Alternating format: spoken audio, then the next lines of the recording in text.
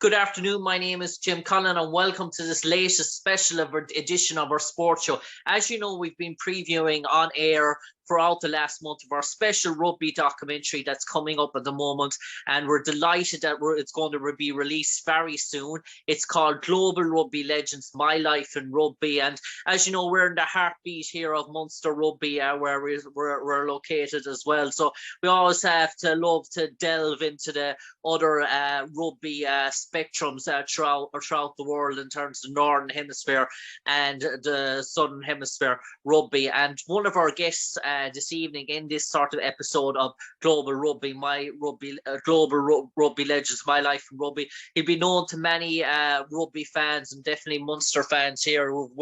He's wear the All Black jersey on numerous times. He's a two-time World Cup winner. He's played for the All Blacks throughout his distinguished career from 2004 to 2015. His partnership with Neo Manu is regarded as one of the best centre rugby combinations of all time. They had 50 caps together, the one and only Conrad Smith.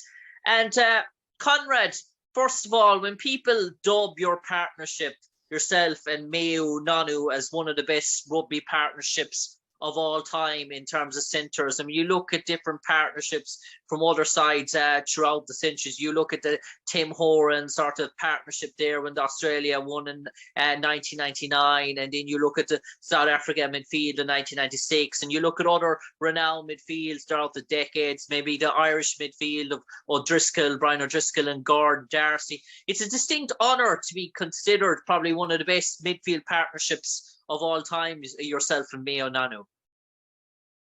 Yeah, good morning, Jim. But yeah, it is indeed illustrious company, and to be honest, you know, starting out, that was probably never on our minds. Ma'a and myself were just, you know, individuals that were trying to force our way into the All Black team, and at the start, we were both sort of competing for the one spot outside Tana. Tana Umanga was the captain in All Black at the time, and we were almost rivals, Ma'a and myself. But, you know, sort of 3 or 4 years later, we were playing alongside each other, and yeah, 15 years later, we'd racked up a fair few tests, and it was you know, he'd become a close mate and still is, and we certainly enjoyed our time and found ways to complement each other, I suppose, which all good partnerships, I suppose that's what they do, and the other ones you mentioned do the same. And I suppose, Conrad, and speaking to an awful lot of people in this documentary about their stories in terms of growing up as child, and what we gather is so far is that most of them we spoke to have been all-round sports stars who loved anything in terms of a ball, in terms of kicking and sort of playing and punching. And we spoke to Jan de Villiers, who was a very accomplished swimmer. We spoke to Victor Mayfield, who was shot put, athletics was his sort of mainstay as well. We spoke to Joel Stransky, who apparently was a very renowned soccer player, very good at basketball as well. Timmy Horan loved his cricket, very good at that. In terms of you, Conrad, were you the same growing up? I know Sterling Markle told me he started rugby at the age of 4 because he was brought along by his big brother to play under 7s when he was a 4-year-old. But for you, in terms of your experience growing up, when did rugby come to the fore? And were you very much an all-rounder sport, or was rugby a 3rd or 4th choice for you in terms of growing up as a child? And were you playing other types of different sports as well? And could you have gone down a different route in terms of sporting-wise? Yeah, rugby certainly was just one of many sports I played growing up. And, you know, when it was always probably the sport I enjoyed the most, but I didn't get very big. You know, I didn't grow from about 11 till 18 or 19. So at the end of my high school, it was cricket for me was the sport. And if anyone saw me as a 16-year-old and said I was going to be on the international stage, it would have been at cricket, where I was playing, you know, representative level in New Zealand. So, you know, that was probably my main sport in terms of the distance I was going. But rugby, yeah, was sort of more the passion. But outside of those two, you know, I played tennis, basketball, athletics. I enjoyed, you know, running and still do. So yeah, anything I could throw myself at, I tended to do. And it was only in university, as I say, I started to grow, which helped me move out from halfback. I had to play at halfback because it was the only position I could play as a wee fella. But I was able to move out. I only started playing in the midfield when I was about 20. And, 2 years later, I was playing first class rugby in the midfield and never moved from then on. And Conrad, in terms of your house and your family and parents growing up, did you have many brothers and sisters? Were they very sporting, athletic? Was there actually some more sporting in you in terms of your family growing up, in terms of accomplishments that your mother and father thought maybe they would be the sports star growing up in terms of the Smiths household? And were you a very sort of what I say, accomplished upbringing, that your parents were able to bring you to everything you sort of wanted in terms of sport? Were the Smiths constantly in the car driving 4 nights a week in terms of dropping Conrad off here, there and everywhere? Yeah, well, I had 2 older brothers, a younger sister, and we were all, sport mad. So it wasn't just me they were running around. It was the whole lot of us. And yeah, 2 very supportive parents. Not pushy in any way, just wanted us to enjoy ourselves and accomplished as well. My father played representative rugby. My uncle was an All Black. I've got a great uncle who was an All Black. So I was a 3rd generation. I suppose there's something in the genes towards rugby and sport. But particularly on my dad's side, a lot of representative honours and a whole range of sports. But yeah, it was never about pushing us either. It was just if we enjoyed it and were keen, then they'd accommodate for us, and that's the sort of people they were.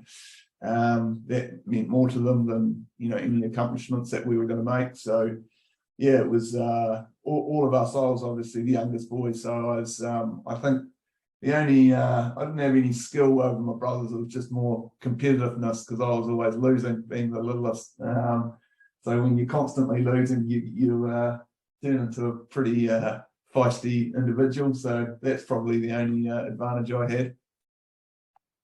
And Conrad, in terms of academically, you were very academically bright. You went to college in terms of for a barrister and a sort of solicitor as such. And when you have pursuing that sort of level education and all the study that goes involved in that, obviously you've made so much commitment to that sort of career that obviously you were thinking more as rugby as a sort of a pastime, dare I say, obviously going down that route. So when did rugby come first and barrister and solicitor came, dare I say, second?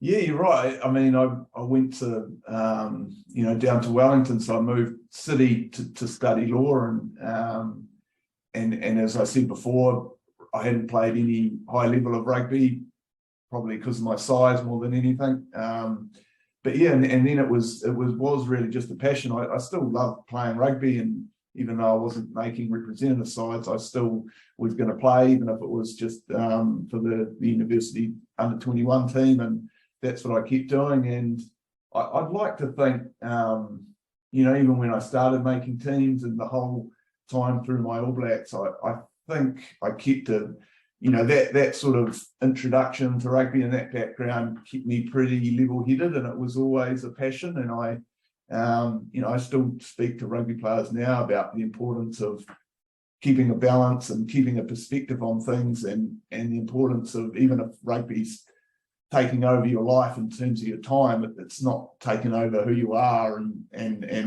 if you lose or you get injured, or that's not at the end of you. It's just what you're doing isn't working out right now, but you can still work hard and behind the scenes, and things will work out.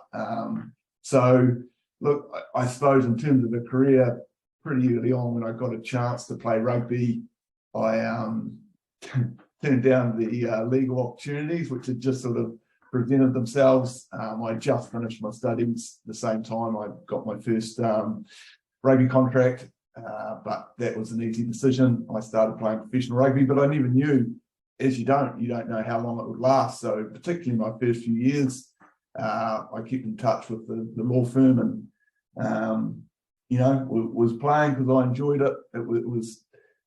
It was giving me a living, when I started, and did for the next 15 years. But I never felt it was that was all I was going to do. I knew there'd be a time, which is happening now, that I'd step away from playing, and I'd still rely on the studies and the education that I had, and that was that's just the way of life, and still means I can enjoy my rugby and enjoy the sport when you're playing it.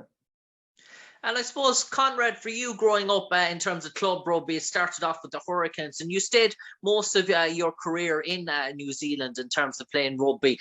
You never thought of venturing at an early stage abroad. Were there many, I know we'll come back to the World Cup, but after the first World Cup success, and we'll speak about that in a while now. But after that, was there many lucrative options or opportunities for you to go to the Northern Hemisphere, to some of the French big boys like Toulon and Toulouse and all those clubs come calling for your signature? Or was there ever a time that you said, right, maybe Conrad Smith should try out himself as a Leicester Tiger or a Leinster rugby player or at Toulouse? Or was it always very much stay in the heartbeat of New Zealand, stay what I know and what I know best? Yeah. Well, like I said before, I was motivated.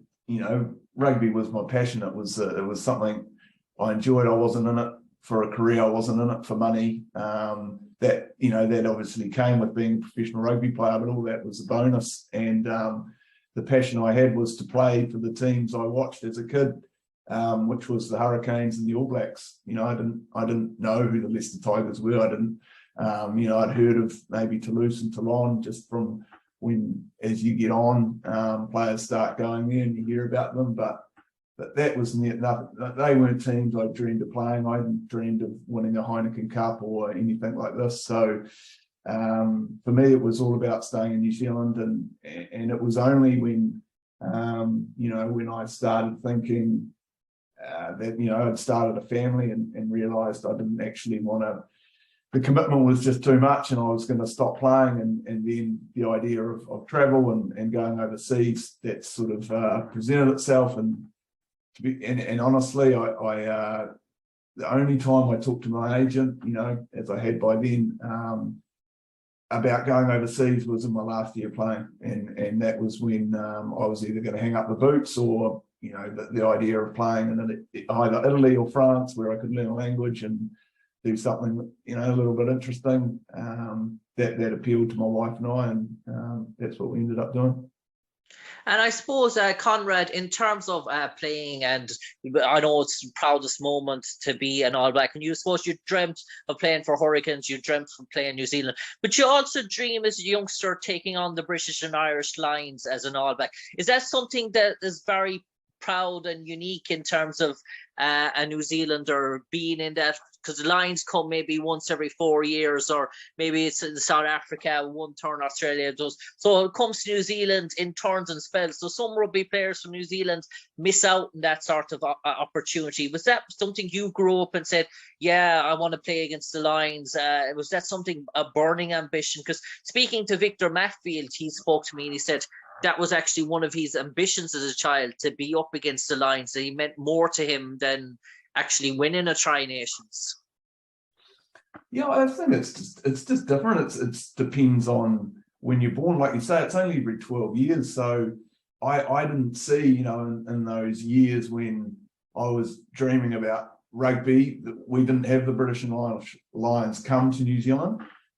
It was obviously it's a big part of the fabric of rugby, so about it.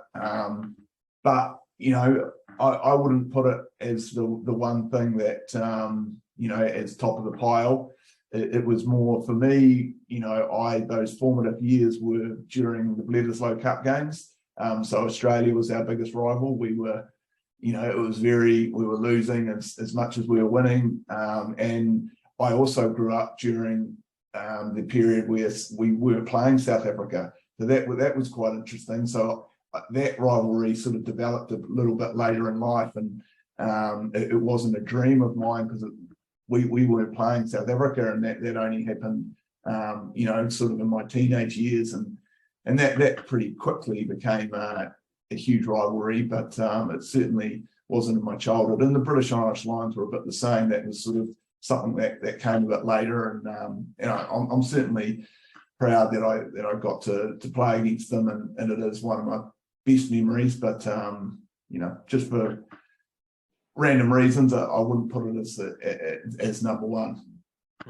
And I suppose, Conrad, you made your debut for New Zealand against Italy in a tour of Europe in 2004, and obviously you got brought in. You made your debut against Italy. You got brought in the tour of Europe, and it was that was age 22, but it sort of things came rapid fairly fast in terms of progression after that sort of a tour. Were you sort of caught on the sort of momentum, the intuition, the sort of adrenaline rush that came with it? Everything came so fast after that sort of debut.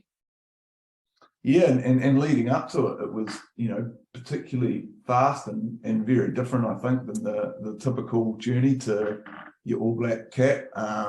Like I said before, 18 months earlier, I was a full-time student and hadn't played any first-class rugby. So, I played for Wellington, my provincial team, debuted in, 2002, and was playing for the All Blacks a year later. So that was all very, very quick and unusual. I played more All Black games than Super Rugby games at the end of 2004. But I think you're right. I think the advantage of it was that I didn't think too much. I just, like I said before, rugby was my passion. I was having fun. I was making teams all of a sudden, but I wasn't doing anything different. And I just treated it the same way. And when I played for the All Blacks, I was running out and enjoying myself. And, that worked. So I didn't get overly overawed by the situation. I just enjoyed what I was doing, didn't take it for granted, and that's sort of something I hopefully keep with me for the next dozen years. I suppose, Conrad, after the initial sort of one or two early sort of years of success, the injuries began to niggle at you then in 2007 and 2008, and there were sort of recurring sort of knocks one after the other in terms of that. Was it frustrating? Was it annoying that once you felt that you were on the way to recovery and back, then another sort of setback would sort of come your way? It's almost very much a year went by. There was very much stop, start sort of a feeling for you. Yeah, 06, I broke my leg, and then 07 and 08 was sort of hamstring issues. And you look back now and they were, look, it's minor hiccups. I still managed to play a heap of games, but certainly at the time, and this is what always telling players, even today, because you get an injury and it's all consuming, and you think you're never going to get back, and those times are difficult. But the important thing, I had good people around me telling me, look, a career is a long time, and you'll get back from this, and I knew the injuries I had, I could get back from. They weren't, thankfully, luckily, they weren't career threatening. They weren't joints that could, often wear away at me. It was a bit of bad luck, if anything. And, thankfully, I got back and persevered, and, keep believing that the opportunities would come and that I'd come right. And, that's the way it sort of turned out. And Conrad, onto that first World Cup now in 2011, obviously in New Zealand, obviously in Auckland, massive pressure on you. You came into as massive sort of favourites, but the favourites tag had been on in New Zealand in previous World Cups. It was there in 2007 when South Africa won it. You went into that as blazing sort of favourites as well. This sort of tournament, though, in your home sort of country and sort of run of form, with you, all the hype in terms of New Zealand, will they deliver this time? Will they sort of get so far and then sort of choke on the big occasion?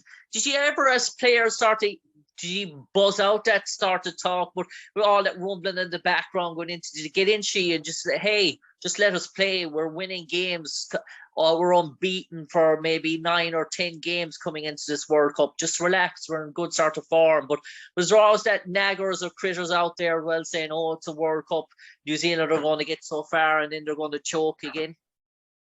Yeah, I think the important thing was that we didn't try and ignore it, because if you ignore it,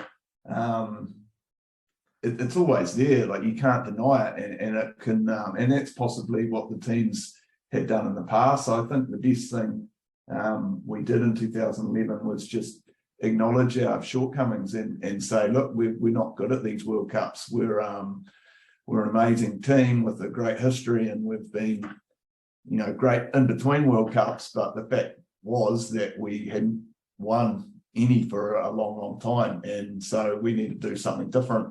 And so part of that was just accepting it and thinking about what we can change and how we need to approach World Cups a little bit differently, because clearly what we've been doing up until this point wasn't working. And from that, I think we just recognised that in World Cups, other teams rise to the occasion, and our mentality, where the All Blacks are just always winning, you know, because we don't treat World Cups differently, or we didn't back then. We just thought, look, we win, All Blacks win every game. Doesn't matter whether it's a World Cup, a Bledisloe, or a India tour. We're going to win, but that's actually not what happens, and that's not the way other countries approach it. So I think it was just a mentality, and that's what we spent a lot of work on, and at various stages in that World Cup.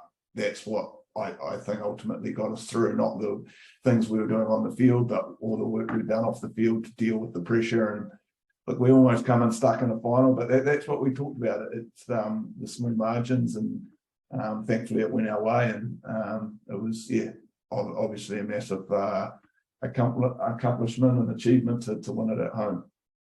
And obviously, I do believe Steve Hansen was over you for that first World Cup in 2011.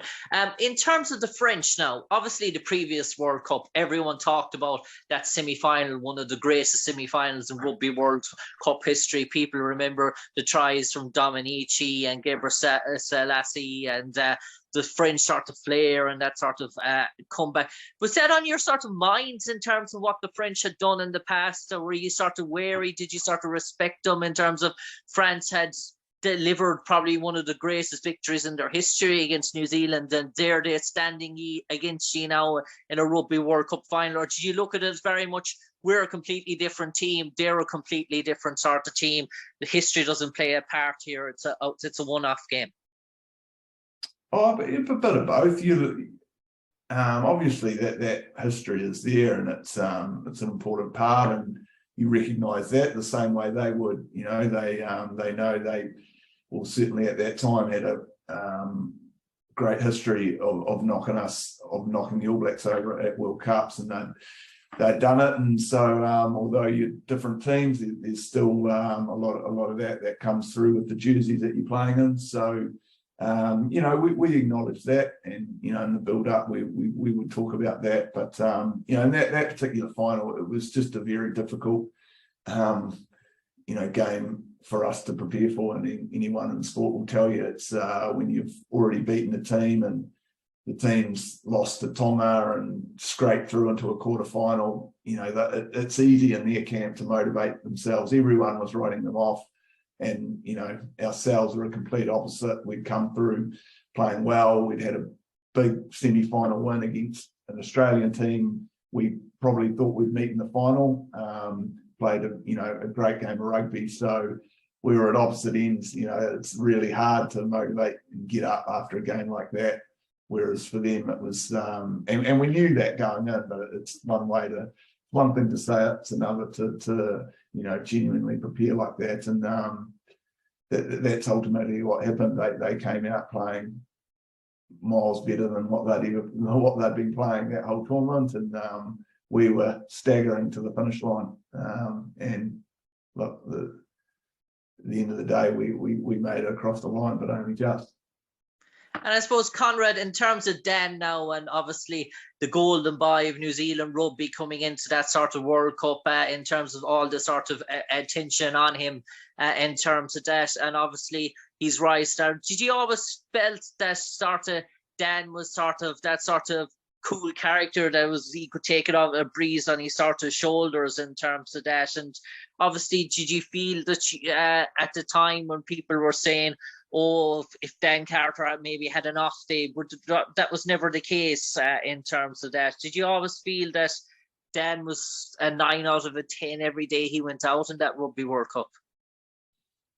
Yeah, I mean, he obviously, when he got injured, that was you know, a bit of a problem for us in 2011. But no, look, he's a class player, and I was fortunate to play, you know, well, most of our career we played with each other in the All Blacks. So it's pretty special having someone like him, and like you say, it's just his consistency of performance is great to play alongside, and you know, he deserved all the credit he was. He's a guy, you know, I love, you know, talked about Maher before, but you know, the fact was the three of us, you know, 10, 12, 13, pretty much the whole time I was in the All Blacks, and that's you know, I was always counting myself pretty lucky to be part of that combination. And I suppose, Conrad, to follow it up with the World Cup and back-to-backs in 2015, and that Rugby World Cup, having the monkey off your back in 2011, did you go into it feeling a lot more relaxed, being able to sort of play free-flowing rugby, or did you feel that maybe there was a challenger coming? Did you feel that maybe one of the big nations were coming again to sort of challenge you, or did you feel that, yeah, you were rightfully top dogs going into the tournament? Was there anyone from the Northern Hemisphere or something that you looked out on going into that tournament and say, oh, they're coming or they're rising, or did you feel, yeah, that we're just a step above the rest heading into this one?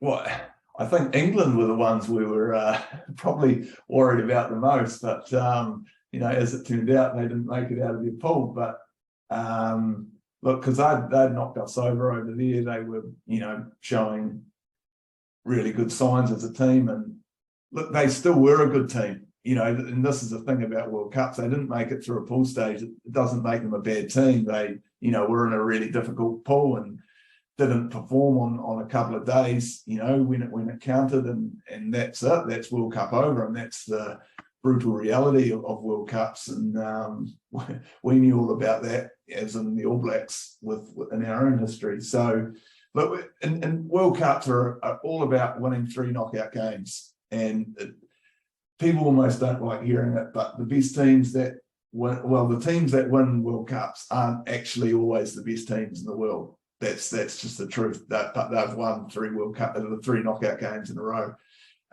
So, you know, and the form we take in, it counts for little. So we just knew we'd won a World Cup, but what we knew is that it's all about 3 knockout games, and if we weren't up to our mark for 3 weeks in a row, then we wouldn't walk out. Even if we considered ourselves the best team, we weren't going to walk away with the World Cup. So I think, you know, 15.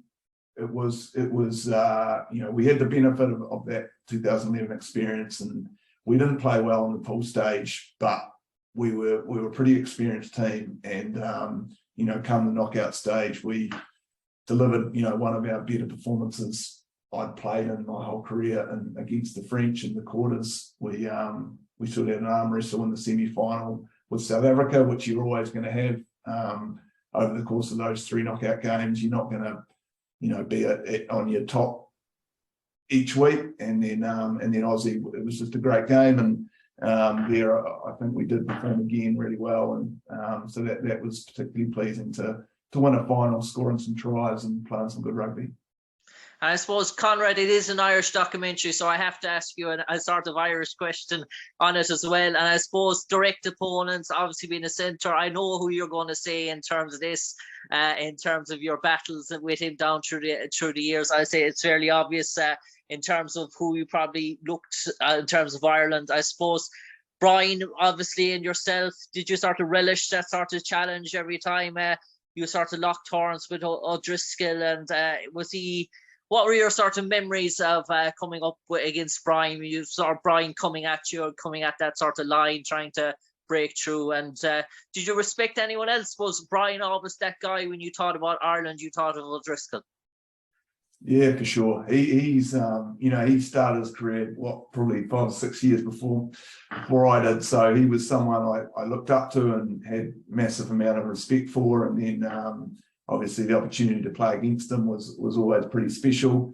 And look, we were the times I did play him, we played particularly well as in the All Blacks. So I probably had a little bit easier than he did. But look, he's a great player, a legend of the game, and I still work with him now and talk to him regularly. So it's, that's a pretty cool friendship and something great that rugby does offer. In terms of other players, I probably played South African, Australian midfielders more, and Jacques Ferry and John de Villiers were two guys, because they had the wood over us in 2009. And so that was probably the only time in my career where I felt like, Matt and I were sort of losing the midfield battle. I think over the fullness of time, we probably, evened it up a little bit and had as wins as many as losses against those two. But they are particularly, two other guys that, in terms of midfield players that I enjoyed playing. And then the Australian guy, Sterling Mortlot, you mentioned, he was the guy, just when I started, he was the guy I lost sleep about marking, just such a great player. And then, once he retired, I ended up playing a lot against Adam Ashley Cooper, who's a great guy and I think a wonderful player who, was a utility player that played everywhere. But I enjoyed, particularly playing him, and I could talk about a whole host of others, but there's a few. And I suppose, Conrad, second last question now, in terms of growing up as a kid, in terms of idolising rugby, was it Jonah Lomu for you growing up as a kid? Well, obviously you weren't a kid in the team, seeing what Jonah and his pomp, or were you sort of Joos van der Westhuizen type of fan? You see those sort of legends no longer with us. Is it hard to compliment? And do you have any memories of your interactions? Did you ever meet Joos or Jonah? Yeah, I met them both. Jonah, I actually played Jonah. One of my first games was when he made one of his comebacks, and he played for North Harbour, and it was a rain-soaked game, so it wasn't very eventful. But I met Jonah. He was obviously Hurricane, so I met him a few times, although he wasn't. I never played with him. Crossed paths a few times, and yeah, look, 95 was there's a World Cup we didn't win, but he was amazing, and what he did for rugby and the All Blacks is pretty special. And Joos, I met him, unfortunately, it was when he was pretty sick in South Africa, but he came to an All Black game. And another guy, fond memories of watching him play, and what he did for rugby was pretty special. And because in my halfback days, I thought I was a bit of a Joos van der Westhuizen, so he was another guy that I loved watching. A lot of great memories of watching those sort of players. And I suppose, lastly, to you, Conrad Smith, if you to look in the mirror and you saw Conrad Smith, the rugby player, and his pomp in 2011, and you had to run analysts over him in terms of describing him in sort of 2 sentences, what would the now Conrad Smith describe the Conrad Smith in terms of 2011 as a rugby player in terms of 2 sentences? Oh, that's a good question. This is probably going to reflect more my personality. I'd say he's just a pretty consistent team performer that, you shut the team down around him, then that doesn't leave him with a lot of options. So he'll keep trying hard, but look, I don't know. You got me there with this question. I'm not sure what else I'd say. Yeah. On that note, we leave you sort of stumped for the moment, Conrad. Yeah. Conrad Smith, an absolute pleasure talking to you. A wonderful career from New Zealand from 2004 to 2015. Twice a Rugby World Cup winner. Played many times for Hurricanes. Won Tri-Nations. An All Black sort of star. Played against the British and Irish Lions as well on many appearances. Probably one of the best partnerships in World Rugby with Manu, Nonu as well, and that feared threesome, as you mentioned, Carter, Nonu and Smith, forever in rugby folklore. And it's great to see you're still very much involved in rugby today with your role in World Rugby, Conrad, and obviously a keen fan and admirer of the game today. But thanks for going down memory lane, sharing your memories with you. And who knows, Conrad Smith, the cricketer, might make a return now these days once the oval ball is gone. I'm sure there's places in that New Zealand lineup for you yet. But for the moment, Conrad Smith, take care and God bless. No problem. Happy to chat.